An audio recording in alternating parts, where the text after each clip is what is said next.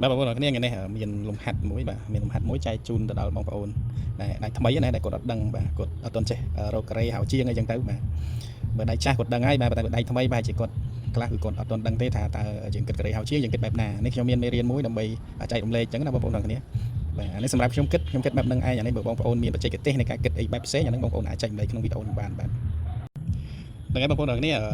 ឧទាហរណ៍ថាបើហៅជាងយើងមានទាំងសងខាងបាទនេះហៅមួយជាងអានេះมันមានមួយជាងទៀតបាទបើសិនជាមានសងហោជាមានសងខាងហ្នឹងបងប្អូនគាត់ទៅបោះទៅតឹងហ្នឹងមកបាទទៅតឹងផ្ទះហ្នឹងបាទ6ម៉ែត្រហើយបងប្អូនគុណនឹង2មកគុណនឹង2មកគឺវាស្មើនេះហើយបាទ6គុណនឹង2គឺវាស្មើប្រហែលគឺប៉ុណ្ណឹងហើយស្មើប៉ុណ្ណឹងហ្នឹងគឺស្មើទាំងសងខាងបងប្អូនគេអត់មានគិតខាងនេះហើយមកគិតខាងនេះទៀតទេណាបើសិនជាគុណ6ម៉ែត្រពេញហើយគឺមានន័យថាគិតឃើញទាំង2ហើយយើងបើចាប់បែកចែកទៀតទេដឹងតែឃើញទាំង2ដោយសារ6ម៉ែត្រនេះគឺយើងយកសាច់ពេញអញ្ចឹងយើងគិតតែមួយនេះគឺស្មើនឹងឃើញទាំង2បាទយើងអត់មានបូកអីទៀតទេយើងអត់មានចែកអីទៀតទេតែបើសិនជាហៅជាងវាមានតែនឹងមួយទេអាខាងនេះគេធ្វើប៉ាត់អីចឹងណាវាអត់មានហៅជាងទេអញ្ចឹងនេះបាទ6គុណនឹង2បាទ6ហ្នឹងគុណនឹង2ហើយចែកនឹងស្មើប្រមាណហើយចែកនឹង2ទៀតអញ្ចឹងណាបាទនេះសម្រាប់ហៅជាងមួយចំហៀងបាទ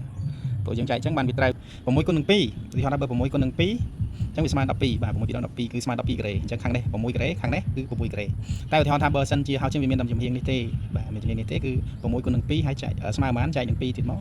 ដូចថាមួយចំហៀងនេះវាឃើញ6ការ៉េហើយអញ្ចឹងណាអញ្ចឹងតើចែកនឹង2មិនត្រូវអញ្ចឹងណាបងប្អូនគ្នាហ្នឹងហើយអានេះសម្រាប់យើងគិតហៅជាងបងប្អូនគ្នា